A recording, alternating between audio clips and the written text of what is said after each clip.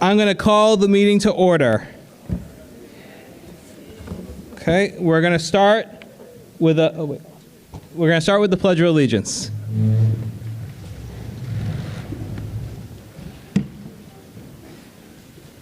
I pledge allegiance to the flag of the United States of America and to the republic for which it stands, one nation, under God, indivisible, with liberty and justice for all. Thank you. Now I'm going to ask the town clerk to read the warrant. To either the constables of West Bridgewater in the county of Plymouth, greeting. In the name of the Commonwealth of Massachusetts, you are hereby directed to notify and warn the inhabitants of the town of West Bridgewater, qualified to vote in elections and town affairs, to meet at the West Bridgewater Middle Senior High School in said town on January 31st, 2026 at 10 a.m. Then and there to act on the following articles, to wit. Pursuant within the warrant, I have notified and warned the inhabitants of the town of West Bridgewater, qualified to vote in elections and town affairs, to meet at the time and place within mentioned by posting various attest copies of within warrant at various locations through Precinct 1 and Precinct 2, 14 days at least before aforesaid special town meeting. Christopher Paducas, Constable, Town of West Bridgewater. Perfect. Thank you. So this is a special town meeting. Obviously, we have a full house today. We have an overflow room in the gymnasium. We will be doing a ballot vote. I do ask that everyone be respectful, no applause, no boos, and direct all questions to the moderator. When someone is presenting, they will be at that microphone, and then when someone is presenting there and you have questions, you can speak at that microphone over there. If someone is in the gymnasium, we have an assistant moderator who will notify me someone is on their way, and they will come in here and they will ask just like anyone else who is sitting in the audience. And they're in the cafeteria as well. Exactly, yes, and if you're in the cafeteria, just come in. There's no moderator there. There's no rules. So I guess we will open with Article 1, and that is Gary Keith. Thank you, Mr. Moderator. Gary Keith, 39 Tiffany Circle, School Building Committee Chair. Move that the town of West Bridgewater borrow the amount of $169,640,380 for the purpose of paying costs of the West Bridgewater School project at the Rose L. McDonald School site, 1 Stepping Stone Drive, West Bridgewater, Mass. 02379, which includes construction of a new school building of approximately 500,000 square feet and associated site work, including the payment of all costs incidental or related thereto, the project, which school facility shall have an anticipated useful life as an educational facility for the instruction of school children for at least 50 years, and for which the town may be eligible for a grant from the Massachusetts School Building Authority, MSBA, said amount to be expended under the direction of the West Bridgewater School Building Committee. To meet this appropriation, the treasurer, with approval of the Board of Selectmen, is authorized to borrow said amount under Mass General Law, Chapter 44, pursuant to any other enabling authority.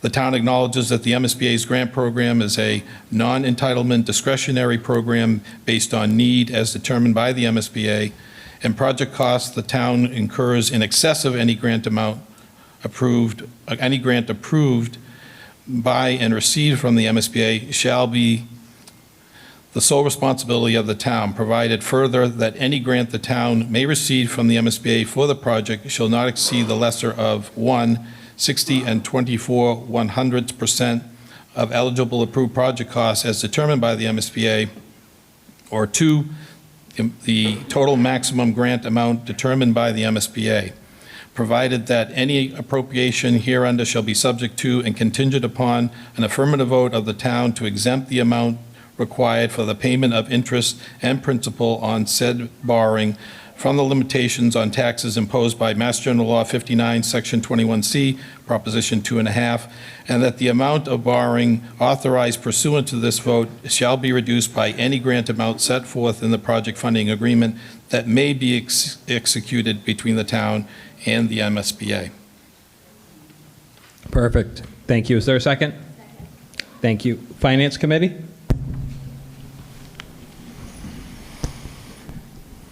The Finance Committee voted 6-1 not to recommend.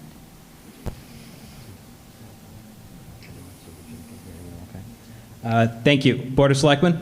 Board of Selectmen not recommended by a vote of 2-1. Thank you. I understand you have a presentation as well? Thank you, Mr. Moderator. So I have a prepared statement that I'd like to read into the record. Concurrently, we'll be showing some slides that will capture the key points as part of that presentation. Afterwards, between myself, Superintendent of Schools Bodwell, we also have 3 members of our design team, and between all of us, we'll be happy to answer any questions or clarification that you may need. The School Building Committee is comprised of 26 community members, parents, school administrators, and staff, and public officials. The committee has been meeting consistently since June 2023 to study the options for building a new elementary school. The committee recommends this motion by a majority vote. This process actually began prior to the establishment of the School Building Committee. In April 2022, statements of interest were submitted by the town to the Massachusetts School Building Committee proposing the replacement of both the Spring Street School and the Roselle McDonald School. The response from the MSBA was that due to the growth in the town and the age of all 3 elementary school buildings, they requested that the Howard School be added to the scope of any project we would undertake. The town administration agreed and submitted the statement of interest for the Howard School in March of 2023. My point in referring back to these early steps is to reinforce the fact that all 3 statements of interest were completed by the school committee, approved by a vote of the Board of Selectmen, and signed by the school committee chair, the superintendent of schools, and the town administrator. When we agreed to enter into the MSBA program, we were acknowledging that the end result would be a large, single school project. This was the assignment given to the School Building Committee. These submittals were based on 2 driving factors: the age of the buildings and current and projected overcrowding issues. Our elementary schools were built when our town's population was in the 4,800 to 5,800 range. We are currently over 8,000 residents, and certainly in the planned lifespan of this building, we will no doubt be approaching 10,000 residents. The largest percentage increase in residents, 11%, was between the 2010 and 2020 census. In October 2023, you approved $1.2 million for a feasibility study under the requirements of the MSBA, including a reimbursement rate from them of 54.79%. The MSBA accepted our feasibility proposal in December 2023. The first step of the study was to hire an owner's project manager, OPM, to act as the agent for the town of West Bridgewater. The firm selected was PMA Consultants of Braintree. Next came the hiring of a designer architect, and the firm chosen was HMFH Architects of Cambridge.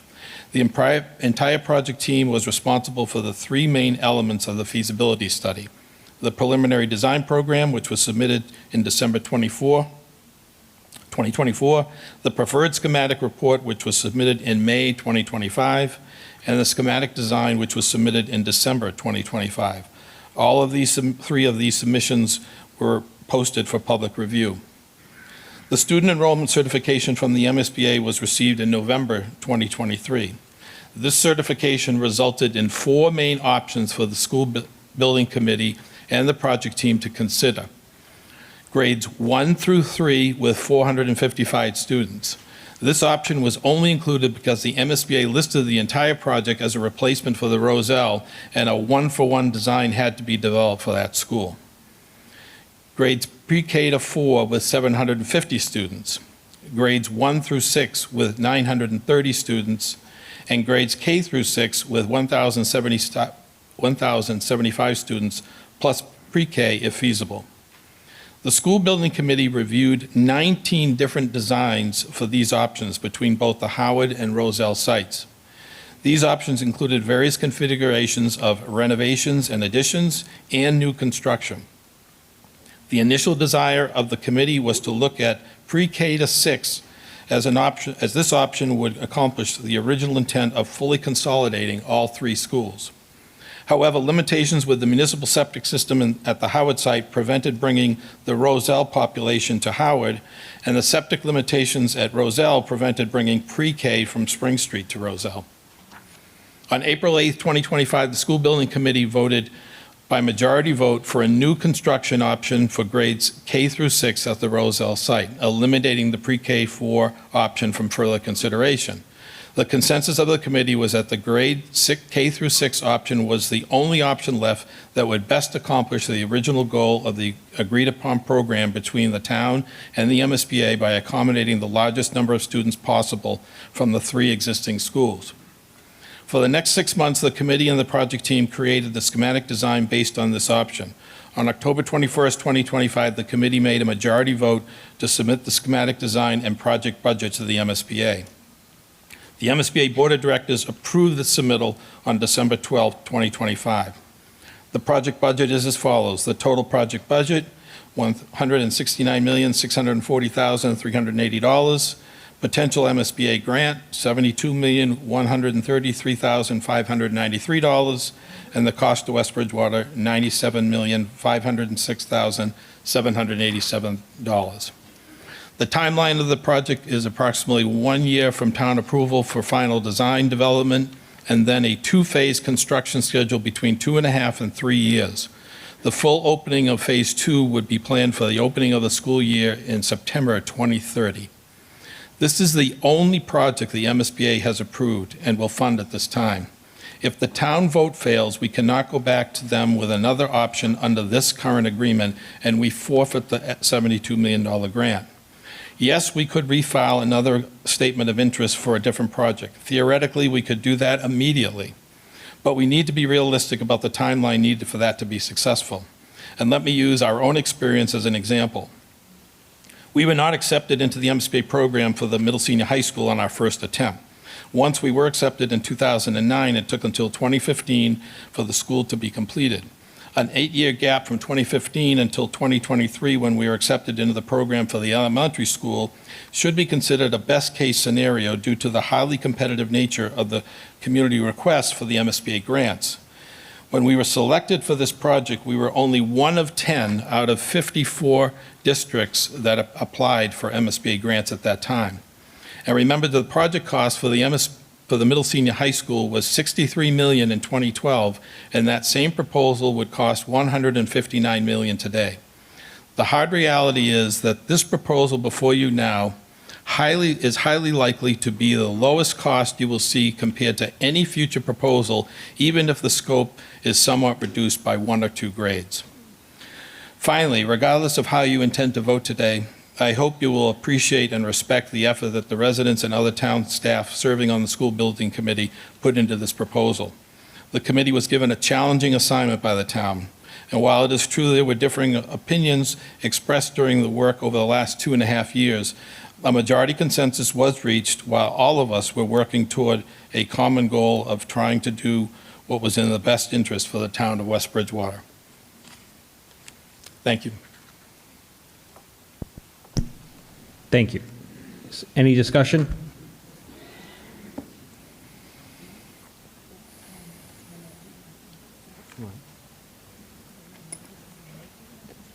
Yes.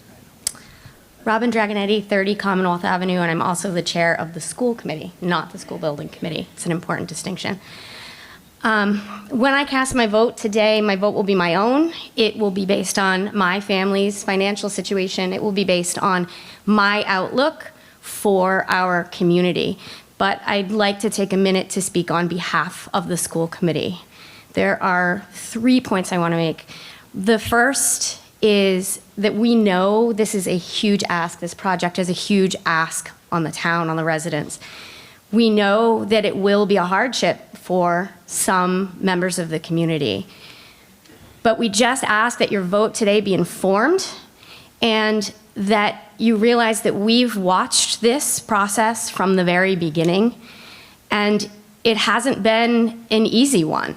There have been aspects of the project that some of us have disagreed with. There have been some decisions made by the school building committee that some of us were disappointed with, but at the end of the day, we trust and respect the school building committee, and most importantly, the democratic process that this committee made decisions by.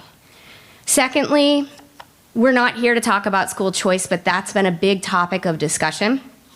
And if any of you have watched our meetings over the last couple of years, you will know that we have said that it is our intention to reduce and ultimately, if necessary, eliminate school choice through attrition. We still intend to do that. That is still part of our plan, and we firmly believe that Mr. Bodwell has responsibly managed admissions by school choice through our district.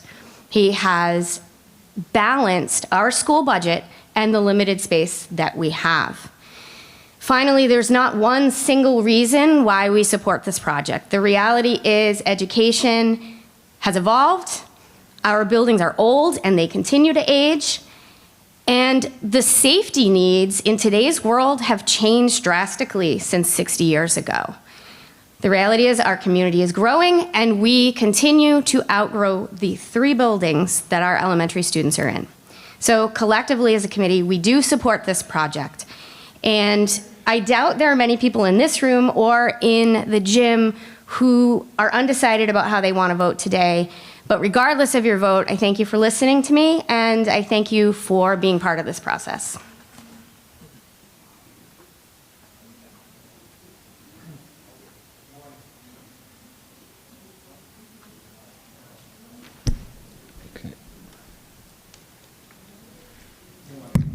Yeah, thank you. My name is Donald Martin. I'm at 94 Belmont Street here in town. I just wanted to thank the committee. I think you guys have spent a lot of time very diligently trying to prepare this presentation and make what you consider to be the best choice for the town. On the other hand, I do have a question. At the end of the presentation on Article 1, there were votes cast both the Finance Committee and from the school. Was it, I'm sorry, Board of Selectmen, thank you, and both said no to that. I'm curious to know the answers, if I can, of why those 2 important groups said no to this endeavor. Thank you. Perfect. We'll start with the selectmen. Thank you. Before I begin, I also want to echo the sentiments of people in the room and to thank the committee for their efforts and work on this project. I was a no vote. I did not agree at the end of the day. And for me, it came down to 2 issues, 2 primary issues. But before I start talking about those issues, I want to make it clear. I believe that the Roselle School and the Spring Street School need to be replaced. So to sit here today, vote no, and think we're done and we go away, that's not true. Having toured all 3 schools, Roselle, I agree 100% needs to be replaced. Spring Street, right behind it. Difference is, and my reason for my no vote, one of the reasons for my no vote is I believe that we can make the Howard work. As we looked at this and as we started, I understand the desire and the need to go to the state and say, hey, we want to replace all 3 schools. That was a fantastic idea. It was a brilliant idea until the cost of it came back at $167 million. The original cost came back higher. To credit to the school building committee, they spent time and effort and reduced that cost by about $30 million, right? So the initial price was $197 million. They value engineered, for lack of a better word, and were able to pull some stuff out of the original proposal and reduce that price, I'm rounding numbers here, to $167 million. However, I don't think they went far enough. And I said I don't think they went far enough because in this time and age, let's face it, money is not easy. The economy is not well. Over the last few years, inflation's probably outgrown personal, your salary increases and everything else. It's a tight economy. And I think with that, the committee didn't go far enough to reduce costs. 2 things came to mind. We have, for West Bridgewater students, approximately 765 students in the K-6 program. The school is engineered to be at 1,075. So over 250 years, we've reached a total of 675 kids, but we're building this next school to be at, additional 400 children. And to me, that number is excessive. It was nice before we had a dollar amount, but once we had a dollar amount, I believe that number needed to be adjusted down. You adjust that down by 100 kids, and I have to imagine that's millions and millions of dollars removed, right? The cost of the school was around, top of my head, I'm rounding again, but $875 dollars per square foot. A classroom's $900 per square foot. You start doing that math, we're in the $700,000 per square foot. And that's not a fair calculation to say straight, but nonetheless, no matter how you look at it, you remove 100, 150 students from that number, and we're reducing that by millions of dollars. The second issue is if we do this proposal and we spend 167 million, or the town spends 97 million, I want to point out that the state's giving us the other money, but in reality, some of that money's ours too, right? It's all our taxes. If we turn around and do this, we are still left with the Spring Street School. The Spring Street School is our oldest school. It is going to be used for administration and it's going to be used for pre-K. So half of it's going to be empty. It being our oldest school, I can only imagine that it's a matter of time, 5 years down the road, 10 years down the road, before somebody comes and says, we now need to replace that school. So while we're spending 167 million, just make sure I get my numbers right, we are then going to turn around and have to invest millions more into the Spring Street School. With that being said, it was mentioned that there was, the only proposal we're voting on today, and if we vote no, be clear, we're going to wash away $1.2 million that we invested in this feasibility study. But there was another proposal that came and didn't move forward with the school building committee, and I understand, the school building committee was the authority to do this and move forward, but that was a proposal for pre-K through 4. That would have eliminated the need for Spring Street. That would have pulled a grade out of Howard, which would have relieved some of the stress in that school, right?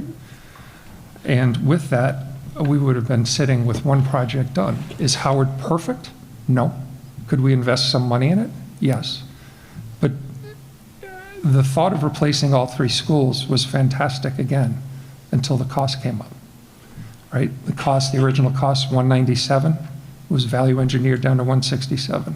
When that original cost of 197 came back, the proposal for the pre-K through 4 was $150 million. Assuming there could be some value engineering on that proposal, maybe we get that down to 130. Maybe we look at the cost of the reduction in headcount, if we adjust the headcount, the enrollment down, and that saves some money. So now maybe we don't know the numbers, right? We can only estimate the numbers. But now maybe what the town's out for dollars in this is 67 million, not 97 million, 70 million, take half of whatever that cost of building that would be. So I truly do appreciate the effort of the committee and all the work that went into it. But I think when the cost originally came back at 197, even when it was adjusted to 167, maybe we all could have done a better job and had a ceiling in place as to what we were willing to spend to move this project forward.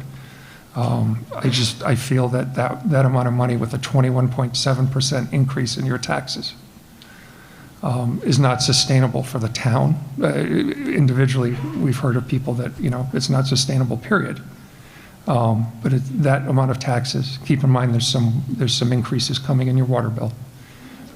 We have a lot of increases coming, and I just think it's a question of how much of the apple can we bite at once.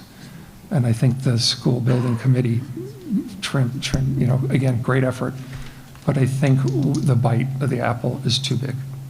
And that is why I voted no. Thank you. Finance Committee? Can you hear me now? I echo everything that Jeff said, and I think those are pretty much the same conversations that the Finance Committee had. But in addition to all of what Jeff said, we were concerned about a safety issue. So we're concerned that building is sitting back off the street so far, and there is really only one way in and one way out. Pull the microphone closer. Sorry. we were concerned that there was really only one way in and one way out of that location, set back off the road like that. And in the event of an emergency, we were concerned as well about, how the town would be able to respond to that, police and fire and everything else, should something terrible unfortunately happen there. So that was also a big topic of discussion. I too toured all the schools. I agree that the Spring Street, to me, felt like it was honestly in some of the worst shape of the 3 schools. And I'm concerned that, we move forward with this, we're keeping Spring Street. In addition to the cost of moving forward this project, there's repairs and maintenance and things that are going to be needed to keep that building running. And so that's going to be piled on top of whatever we spend on the proposed project. So that was also a concern. We talked about the number of students that this school would accommodate, and the facts that we were presented with was that, it could take us 15 or 20 years to get enough kids to fill this school. And what are we doing with that space in the meantime? We cannot fill that with school choice, because then you're going to overburden the high school when those kids need to move up from the elementary to the high school. So these are some of the discussions that we had, in addition to everything that Jeff said. I would have liked to have seen perhaps a smaller project that would have taken care of, like the pre-K through, say, 4, move the kids around. The Howard School, to me, seemed like it's in excellent condition. And I'm not going to say that it doesn't need some work, but it was spotlessly clean. It was quite well organized. I'm sure that it doesn't meet every single need that we have, and I understand there are concerns there, but perhaps we could address some of those concerns and spend a little bit of money there and really address a lot more of the problems for a lot less money. So we support the schools, we support the children. I think I can say that for everybody on the committee. And we would have just liked to seen something that was a little bit more scaled back and a little bit more affordable for the town. We're concerned about people, elderly people, fixed income people, which really everybody's on a fixed income. There's not a lot of people that can just go out and make more money. So we don't really want to price people out, but we do want to address the concerns. I hope that helps. So thank you, Jeff, for what you shared. The biggest concern I have is how... Sorry, your name? Oh, yeah, Jack Hughes, 640 North Elm. The biggest concern that I have is how much is my taxes going to go up? And you shared 21%. That, to me, is almost $500 every quarter. That's a lot of money. And I don't understand why they landed on this high option. It doesn't make sense to me that you're asking me to pay almost $2,000 a year more in my taxes. For a Proposition 2.5 override, I would like to see us landed in a range where I would be comfortable. I came to this meeting saying if they go to 5-6% override, maybe 8% override, but that's where I would end. And now you're telling me we're at 21% I got to vote on? That's crazy money. I want to Crazy money. Let me clarify the 21%. 21% is year one. If you go on the town website, there's a tax calculator. And I did those calculations based on year one. The way we would structure the loan, it would decrease over time. So on that, it's a small amount of money, but it will go down a little bit. So it's 21% year one. It will decrease slightly over time, over the length of the loan. Just want to be clear. But my intent is to say, as a town resident, to come and justify to me that my taxes are going to go up 21% and then 21 or 20.75% for the next 20 years doesn't make sense to the town residents. If you can tell me another town in Massachusetts that's voted in the last 10 years to increase their tax rate by 21%, I'm telling you there's nobody. And I don't know that for sure, but I think the school building committee entered this into the wrong way. The way I used to manage my company budget when I worked was I would start with what my projected increase was going to be for the year. And half the time they would come in and take $10 million before I even started. So instead of going to what are we going to spend, why don't we we're going to cap it at this number and work backwards and say the residents can only afford 8% a year and not tell me I got to do 21% of the year. So at this rate, I don't want to be the guinea pig that says, well, there's only one town school for the whole state that's going to get any money this year, and it's going to be us, but we're going to sacrifice 21%. I'm going to vote no. Thank you. Hello, my name is Mitch Miller. I work for PMA Consultants. We're the owner's project manager for the town. I'm a non-resident. I just want to clarify a few things on the pre-K through 4 option. So while it would be cheaper in cost compared to this version of the proposed project, it would only be removing 1 grade. So those estimated numbers compared to this project, the total project budget would be $155 million, estimated roughly, and then the district share would be $90 million, estimated roughly. So those are just a couple of clarifications that I wanted to put out there on that. And I'm not going to speak on the school building committee's behalf, but I think the thought that we heard was consolidation of as many grades as we could into this project. So just wanted to throw that out there. And Mark, did you want to add on? Mr. Moderator, could I add some for the previous comments? Mark Bottle, Superintendent of the Schools. I've spent the last almost 30 years in West Bridgewater, educating the children and working with the most wonderful staff possible. And thank you for being here today. We do appreciate it. Just want to answer a few of the questions that were raised or comments. First of all, when we look at, we're in a unique situation in West Bridgewater. All 3 of our elementary schools are old and all 3 are overcrowded to a point we are over capacity. And when I say that, what I mean is we have no specialist classrooms.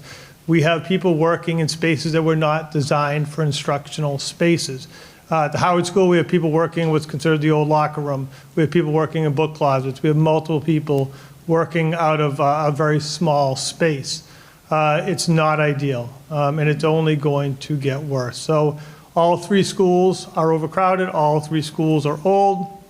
And I will honestly say that I truly believe, although the Howard School was renovated in 1993, it is the most problematic in terms of space for our students and our staff. The classrooms are significantly smaller.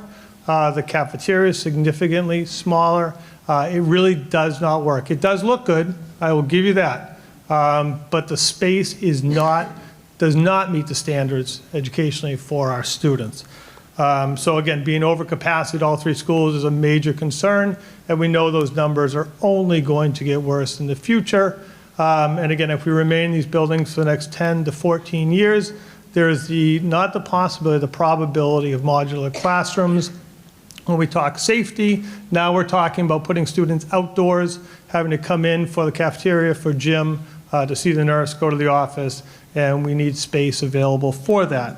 I also want to talk a little bit about where we'll be when we move into the new building.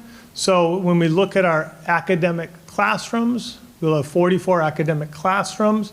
We're projecting that we'll be about 89% capacity in those classrooms. Those include the classrooms for each grade, along with 2 Title I and 2 multilingual learner classrooms. All of our special education spaces will be used on day 1, as well as the rest of the building. So yes, we will have a population larger for the students, but that's for the growth over the next 50 years. I think if you look back in 1976, I think they would probably not imagine what schools look like today and the population growth over time. And finally, just to address the issue of what have we done to decrease the size of the building. So the MSBA does provide classroom space, educational space. We looked at that. For example, they were going to provide us with 9 kindergarten classrooms. We did not feel we needed 9 classrooms, therefore we reduced it to 7. They were going to provide us with 40 general education classrooms. We reduced it to 37. They were going to provide us 3 art rooms and 3 music rooms. We went down to 2. We worked to reduce to 7 classrooms. which was a gross square footage savings of 9,978 square feet, which was a savings of $11.25 million. So we wanted to work within the town's potential budget, but also right-size the building for the needs of our students, but not right-size it to a point where 40, 50 years from now, we would be too small. So we took everything into consideration to make the best building for our kids for the next 50 years. Bridget David, 96 Bryant Street. My understanding is that to bring the 3 buildings up to code would be approximately $96 million. Is there a cost? I've heard, throw a little bit here, a little bit there. Is there a projected cost as to what the additions would be to then add the technology, expand the size, et cetera, assuming that that's not going to be brought to the committee right away, so there's also future cost added to that amount, inflation, et cetera. Has that amount roughly been determined? The renovation cost is simply to renovate, not to add any additional space, but I am going to let PMA provide maybe more information because that's a little bit out of my area of expertise.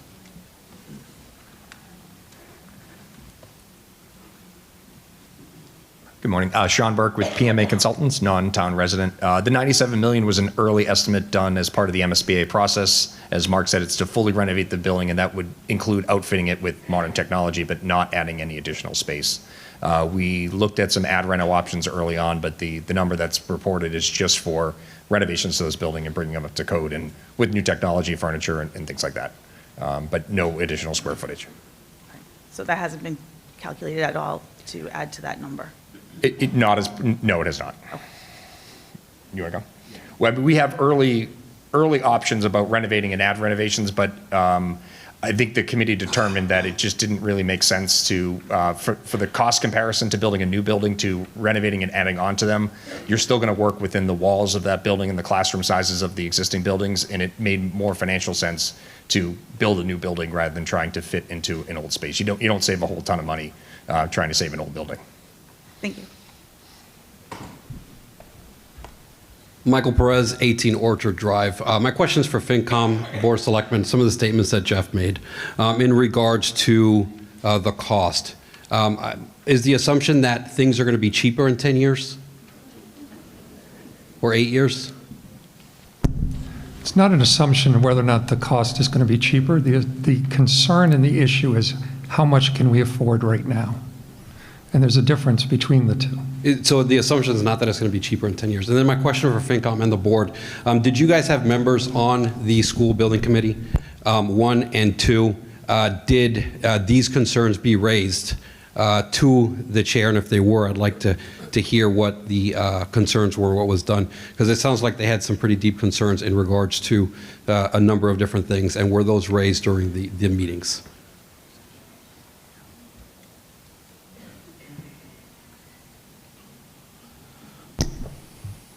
There were a number of concerns raised. My primary concern was about safety, and I asked about an access road, which is off the side of the property. I was concerned about the one way in, one way out. That was told that a fire truck could get down that road and get to the school in a timely manner, but it did not seem adequate to me when speaking about safety. We talked about costs, and the costs were explained. It was noted by many that the cost to the individual people in town was going to be high, and it was acknowledged by the board, or the group, that this was going to be a big ask for the town. But I was one voice. So, Mary? Sure. Can you hear me? Okay, you can. I was on the school building committee as a parent. I was on that committee before I joined FinCom, so I was representing on that committee as a parent. As a member of the finance committee, I voted to recommend to the town. I looked at this from a numbers standpoint. I'm a CPA. That's what I do. I believe I would rather, I'm a lifetime resident, I'm going to live here for the rest of my life. Expenses are going up, whether we go for the school or not. I would rather put my money into a fixed asset than to be spending on variable expenses that aren't going to have a limit. As a member of the Finance Committee, I think I was the only one to go that way.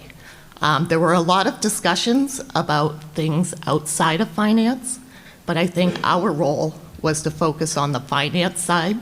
And being on the school building committee, I saw all the different options that were discussed. We looked at all the numbers. This number is very high. It's very hard. It's not what anyone wanted. But we're going to have increased expenses. Would you rather put it into a school or put it into whatever it's going to take to bring it up to where we need them?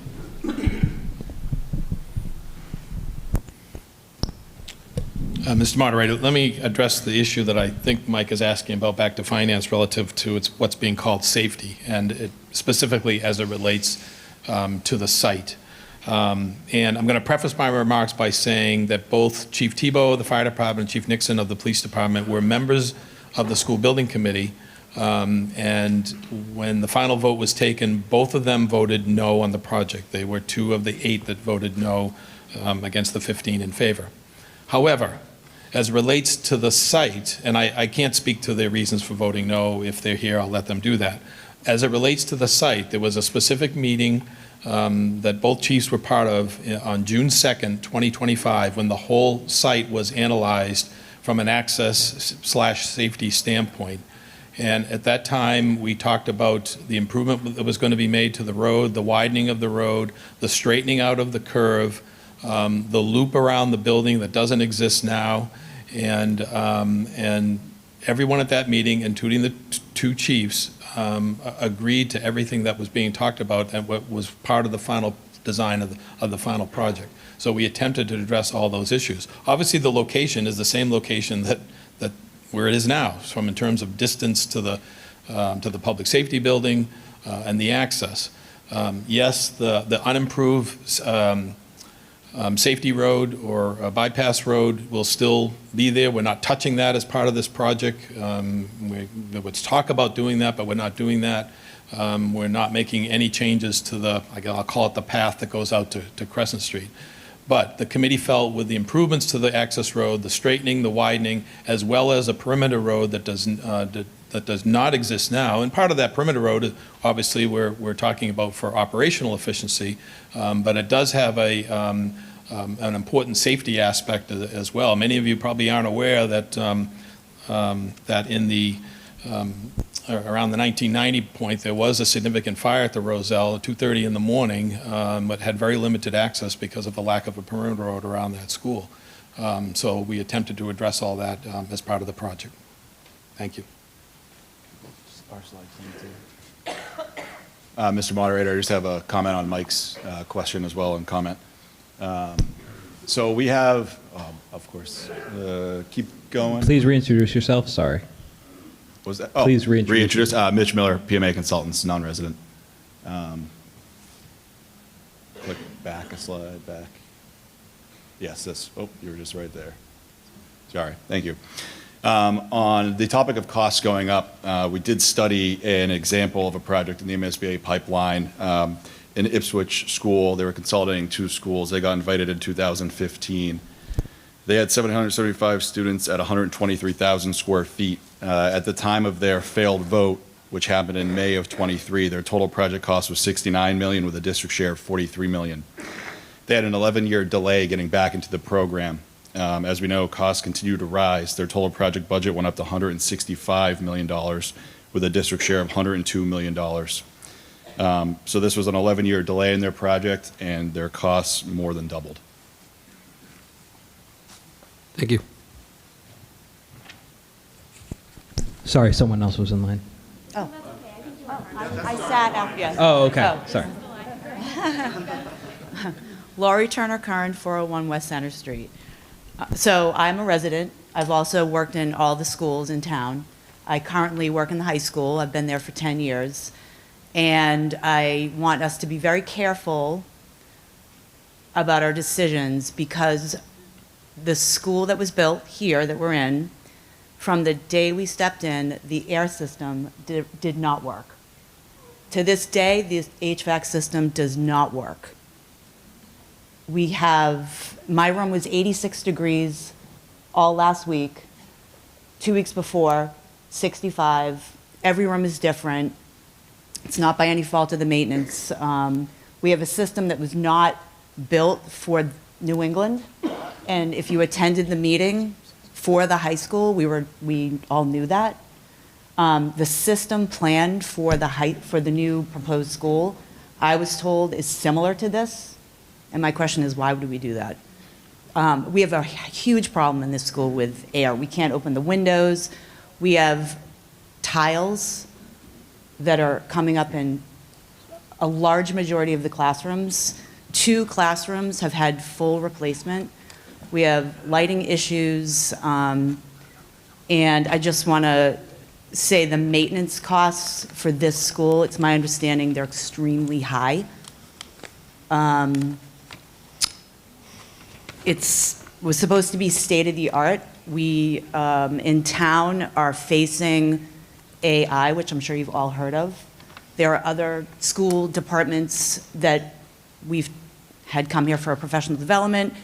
We need to teach our kids how to use this tool. We haven't prepared for that.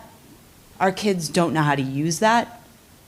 That's doing them a disservice when it comes to their education in West Bridgewater.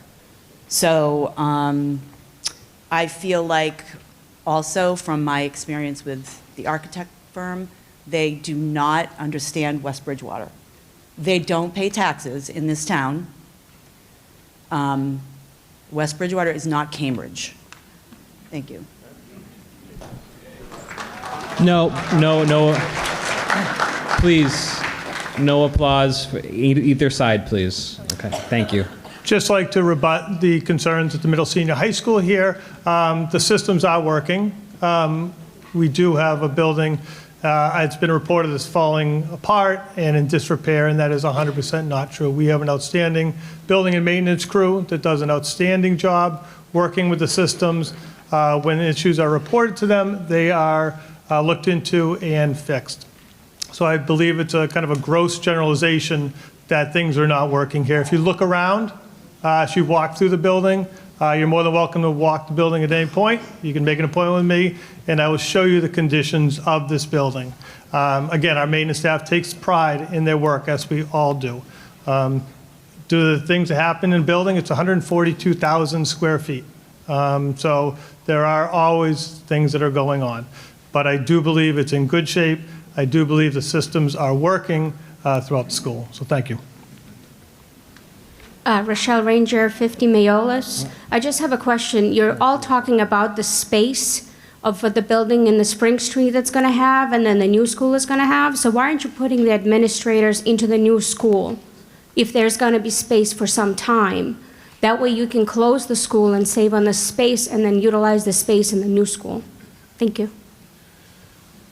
So the district office space is not part of the MSBA reimbursement. They only do educational related space. That cost would be 100% on the town for the square foot allocation for the district offices. So Jeff mentioned value engineering that was done to get that 197 down to 169 million. That was part of that deliberation to remove the district offices.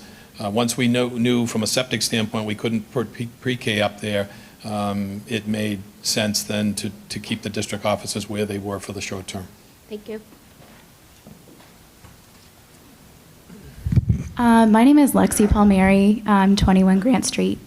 So I am a former educator. I made the decision a year ago to move into the corporate world because teaching, any teachers here will know, teaching is an absolute nightmare. But I did teach from 2017 until a year ago. And I also did teach here at West Bridgewater Middle Senior High School for a few months as a long-term sub as well.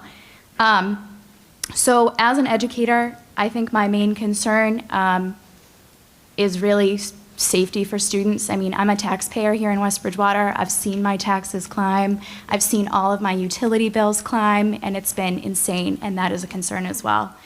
But I really wanted to ask, just because no one has addressed this, and that's deeply concerning for me. At what point did we decide that putting kindergartners and first graders in the same space as middle schoolers, 4th through 6th graders, is safe or logistically appropriate?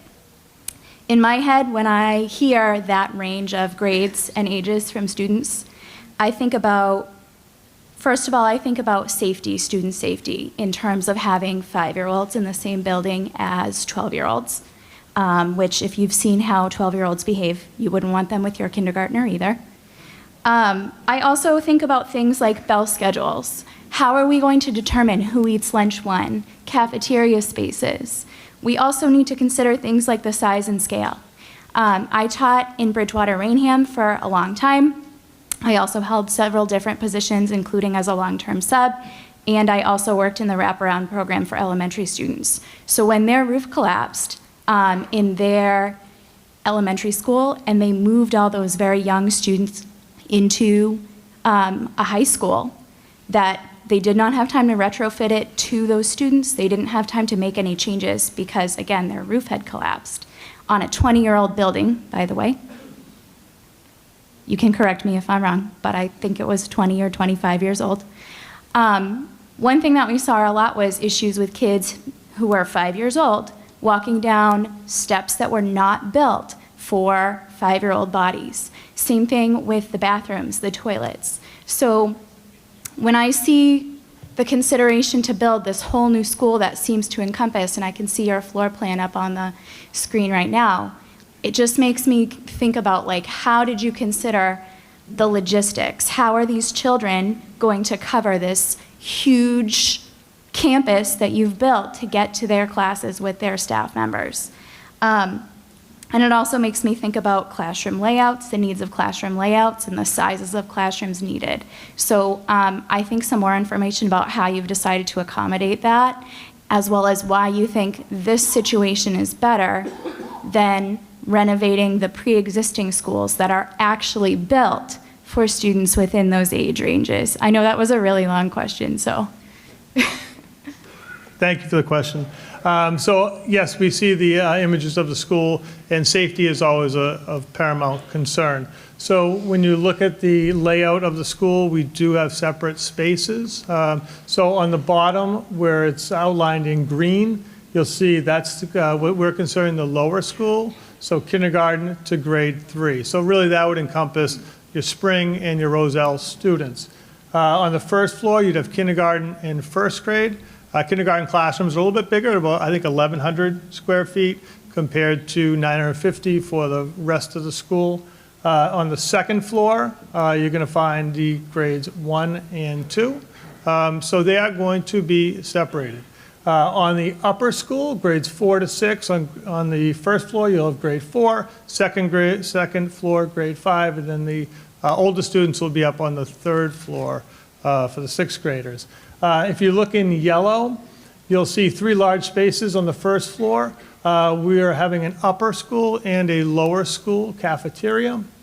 So the lower school will be designed for the youngest students, the K to 3, and upper school for grades 4, 5, and 6. And in the middle, you'll see the kitchen and serving area. There are some shared spaces, absolutely. You're going to need to share some spaces, gymnasium, library, multi-purpose room. So those will be shared but scheduled. So I'm assuming we would probably have a similar bell schedule because we'll have shared staff within the building. So I think it's going to be very important to have 2 distinct areas, an upper and a lower school, to provide safety, security, and a small school feel in what will be a big school. And James might have some more to add. Hi, I'm James Liebman with HMFH Architects. I am a non-resident.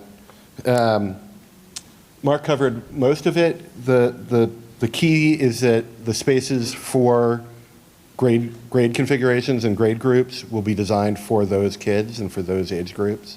You can kind of see that in just the selection of what floor each grade is on, keeping the littlest kids on the first floor.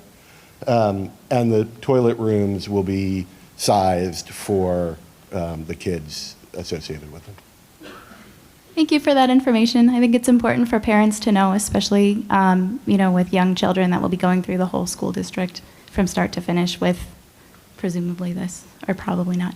Anyway, thank you.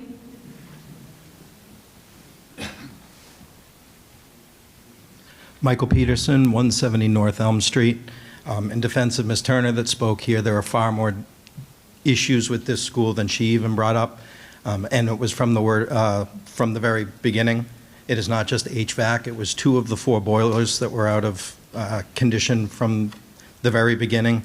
I did many of the repairs in this school, and I've seen many of the issues, starting with gas leaks. There was the water main in this building was initially not brought to the water department's code. There was supposed to be a bypass, a 4-inch bypass, and test port that was not installed. And instead of going back to the warranty or going after the company, they instead passed those costs on to you, which were in the tens of thousands of dollars over many of the different repairs in this building. There are buckets, or were at one point, buckets hidden above the tiles to catch the leaks from the roof in this building, and it was all managed very poorly. And beyond that, there were people in this building that were threatened not to bring those issues to the public. And you should know that it is not so much an issue that buildings have issues, it was the management of how these things were dealt with. It is very disturbing that we brush that off, and it is disturbing when people in this room were actually confronted with those issues that they denied them.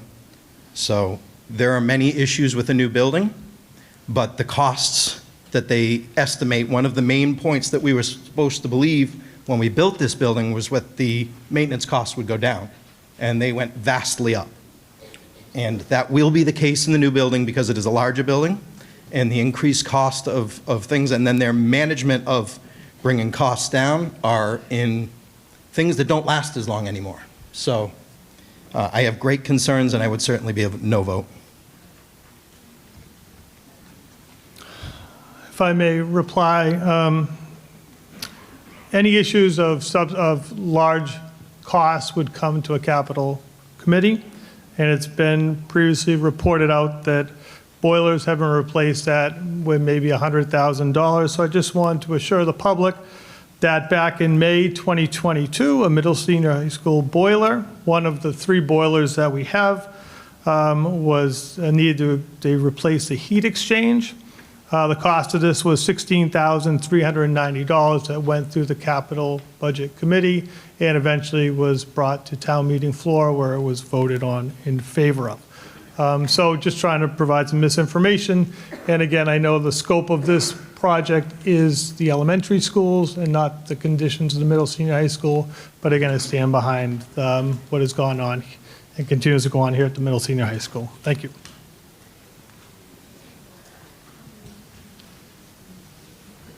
Hello, Donald Martin, 94 Belmont Street. We had sat through a presentation that was done with the Council on Aging, and I had commented on the fact that as I listened to the presentation, which was a little more extensive than we heard here, I was enthralled with the expectations of what this might do for the community, to our school children and to our teachers. And then, of course, I started to hear the cost of what that would mean, and it kind of set me in the other direction. So the initial enthusiasm that I had, although I still understand being enthralled by what this can do, the safety issues, the bus schedules, when the students will be dismissed or when they will be brought to school, the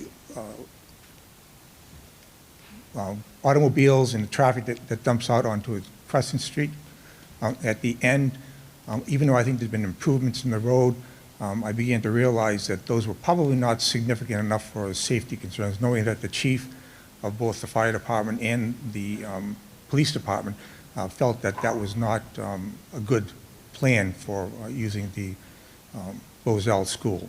So the cost of this, again, we're all on fixed incomes, no matter whether we're working or not, was completely offset by the enthusiasm I had until, again, I went back and realized what it was going to do to my tax rate. So I just wanted to make that comment, but thank you again.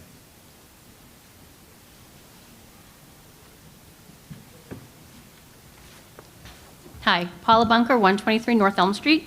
I have a couple of different things. Do I think we need a new school? Yeah, probably. But again, like everybody else, do we need that? Can we talk about the traffic study for a minute? The traffic study went from a C to an F, and this is by the federal guidelines. It's not us making it up. How are we allowing this? I would like somebody from planning, ZBA, to come up and say, if any other developer, private developer came up to us and said, this is what we want to do, what would we say? Would we allow it, or would we say no?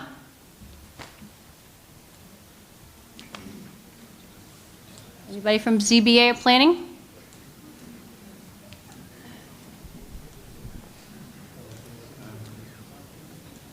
Oh. Hugh Hurley, 113 Howard Street, Chairman of the Planning Board.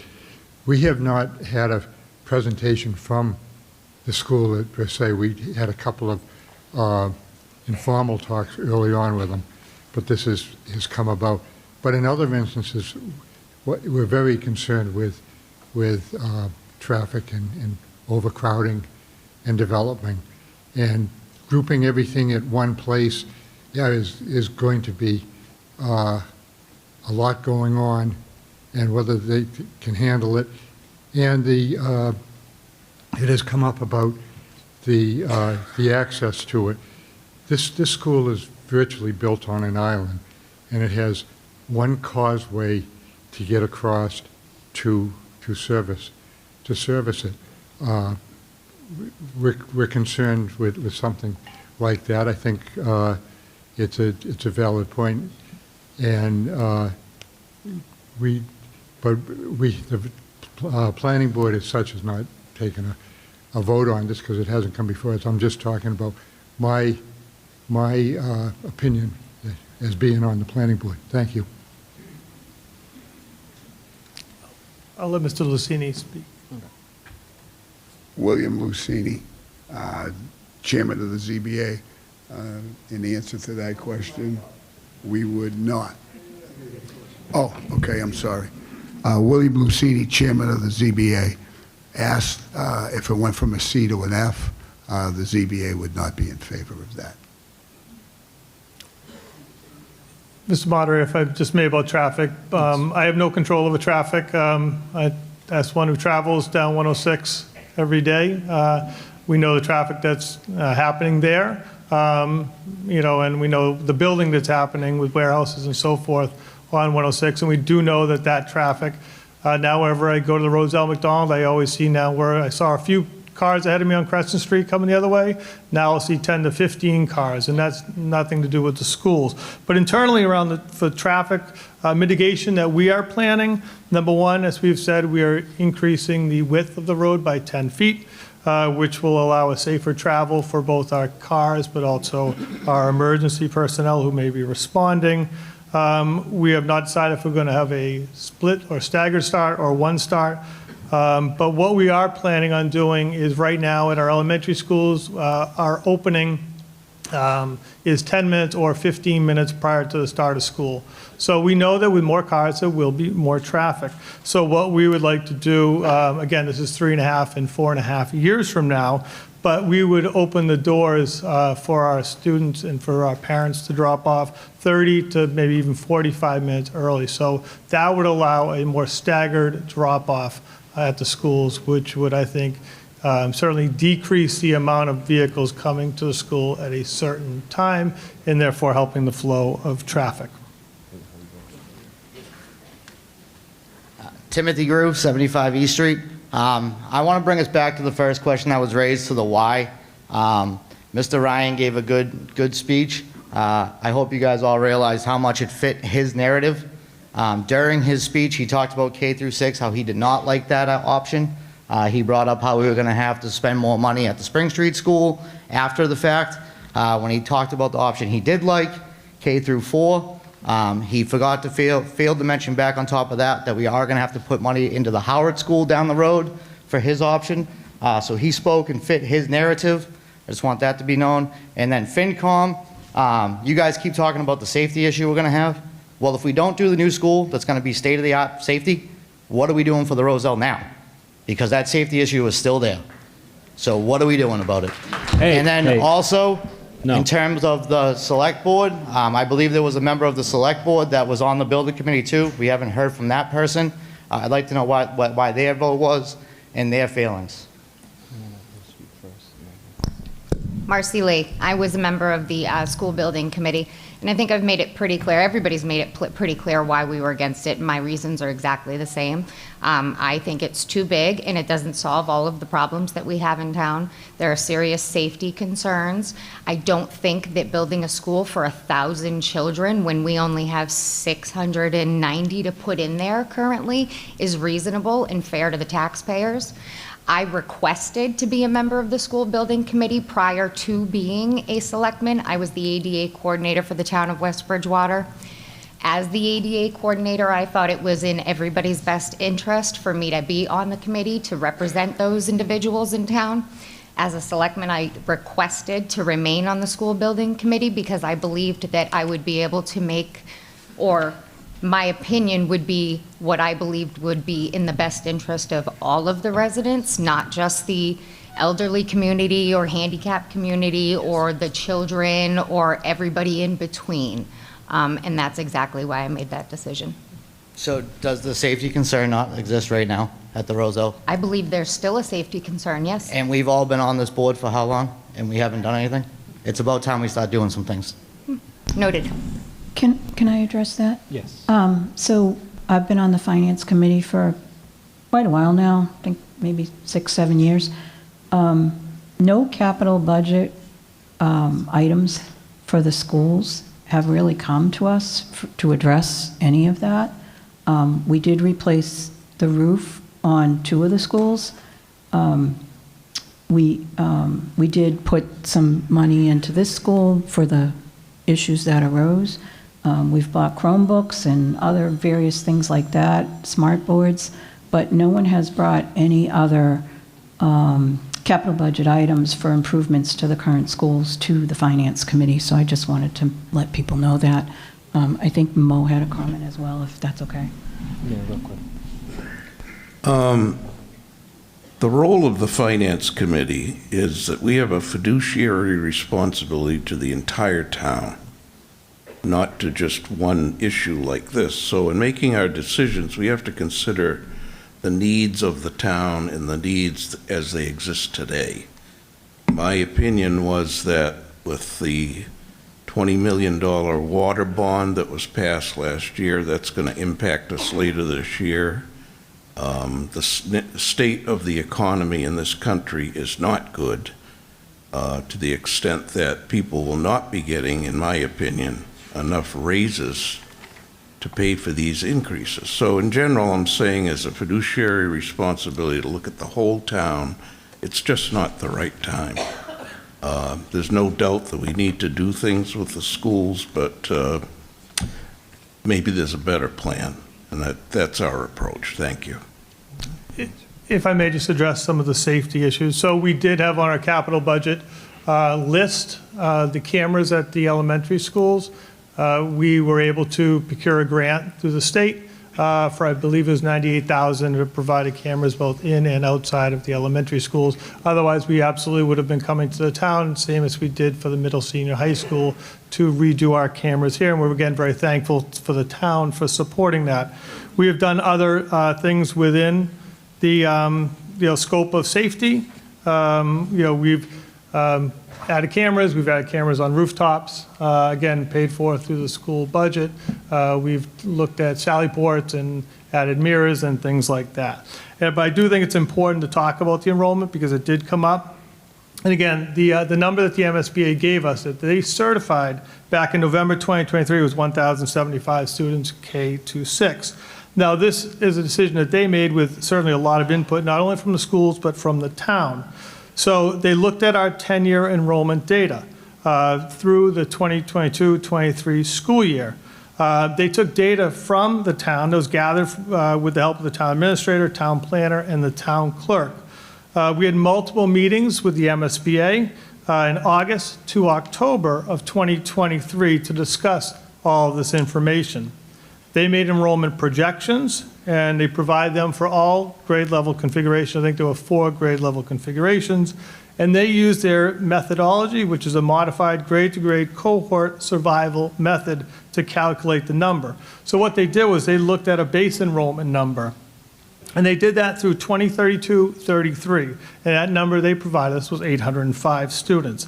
But they also look at, again, this is what they do for every single school district in the state when they go through it. They looked at out-of-district students, so they had a plus 25 for that. So you would look at who may come back, whether it's for homeschooling, private schools, and come back into the school system. And then they looked at the development growth, which was the largest factor. And they added 245 students. They listed multiple reasons for this. One was the new legislations that were coming through, such as the ADUs, through the Affordable Homes Act in 2024. They looked at the MBTA multifamily housing, which I know did come to the town meeting, and I think a number maybe of 150 units was settled on, but it was between 148 and 172 units. And they looked at additional town development projects. And we continue to see more and more homes being added. So they took all of those numbers, and that's where they came up with the 1075. And again, I said it previously, but we looked at that number, and again, in all honesty, it's a high number. So that's why we took some of those classrooms out. We removed 7 classrooms to save over $11 million to, again, right-size the building for the number. James Liebman again, HMFH Architects, non-resident. I do want to address some of the site safety issues on both the existing site and the proposed site. Most of you know this, but there is emergency access from Goldie Road located here. There are also a number of things that we've done to the access, the Stepping Stone Drive primary access road to make it more safe. We did meet with the fire chief and police chief to talk about this site and access to this site for them. Both of them felt that access to this site and access to Howard were not significantly different for different reasons. The fire department talked about the fact that it's really not very far, but of course Howard is slightly closer. Not slightly, it's closer. But it's still, you know, we're talking about less than a mile, I believe. The police department, at least as I understand it from that meeting, and I don't, you know, I'd love to know that I'm right here, but my understanding is that the way the police department works is they are out in their cars at all times. So being, you know, its location to the police station isn't actually the key driver to access. Thanks. Rochelle Peterson, 170 North Elm Street. If you don't know where that is, we abut the property. We are at the entrance to the Roselle. They've talked about expanding that road, and they talk about 10 feet. Well, that's 5 feet on either side. That's for the size of the road. They don't talk about, well, now we have to add sidewalks.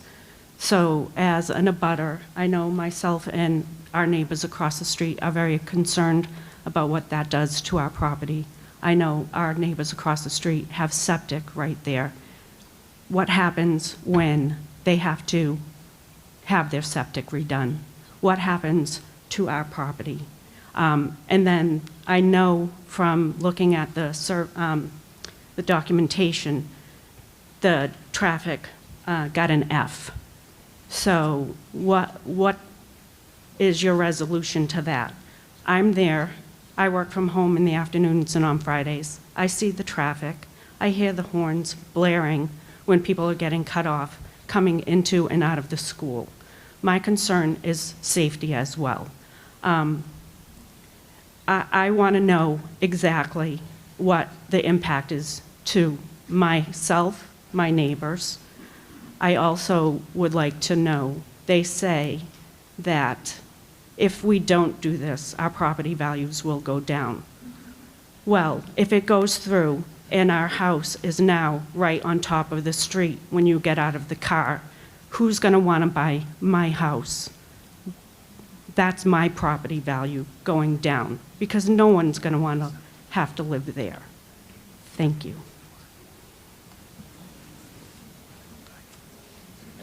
Smarter. Sean Berg with PMA Consultants, non-resident. Just to speak about the roadway itself, we did flag on either side of the street where the approximate roadway will be extended. And we looked at the septic, and the new roadway would not encroach on the neighbor's septic. And I believe on the one side of the street where the person was just talking was under 3 feet extension, on the other side it was about 4 to 5 feet that gets moved over. And it is town-owned property as well.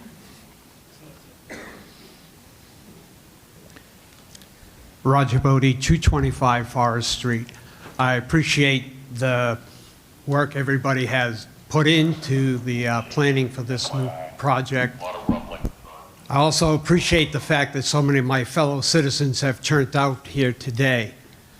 I think we've spent a great deal of time talking about the issues that deal with the school project and maybe some that don't directly deal with the school project.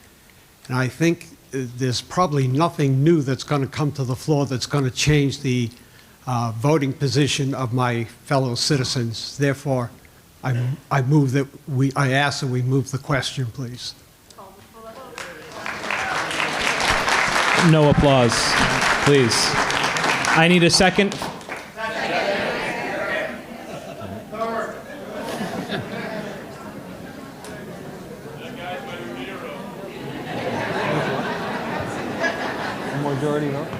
All those in favor of moving the question? Aye. Opposed? No. Ayes have it.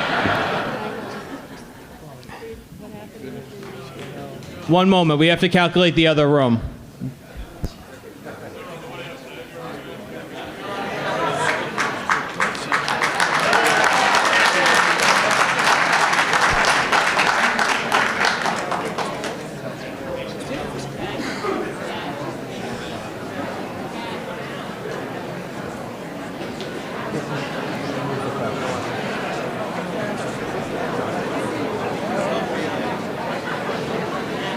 Call for the ayes in order to...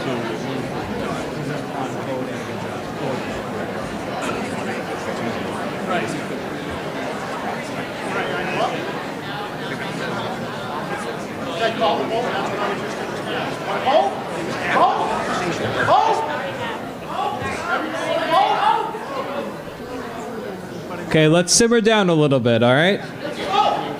No, please. We are going to be doing a ballot vote. Now, there are multiple rooms here, so I'm going to have Ann, the town clerk. Did you get the vote from them? Yeah, I mean, it's majority. Huh? It's majority. Okay. Yeah. Ann is going to explain the rules for the ballot vote. So you have your orange card. If you do not have it, you will not get a ballot. You're going to go to the ballot tables. You're going to hand them your orange card, and you're going to receive a ballot back.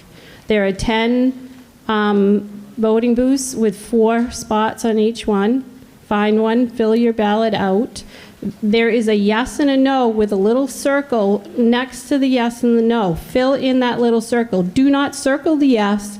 Do not put a big X through anything. Fill it out like you're taking the SATs, because if you bring it to the machine, it will not go through. The people in the auditorium, don't leave, you're not leaving yet, because we still have to set up, okay? So when you're told to leave, the people in the auditorium are going to leave through this door over here, get their ballot, vote, put it through the machine, and come back in this door here. The people in the gymnasium are going to go through the 2 main doors that they came in, pick their ballot up, vote, and go back the side door back into the gymnasium. The people that are in the cafeteria will come and fill in with the lines that are coming out of the other 2 rooms. I will notify Jason when we're all ready for you guys to come out. So please stay in your seats until then, because it only makes it more confusing for us when we're trying to set up. And just as a reminder, a yes vote is for the new school, a no vote is against the new school, just to make that clear for everyone. Thank you.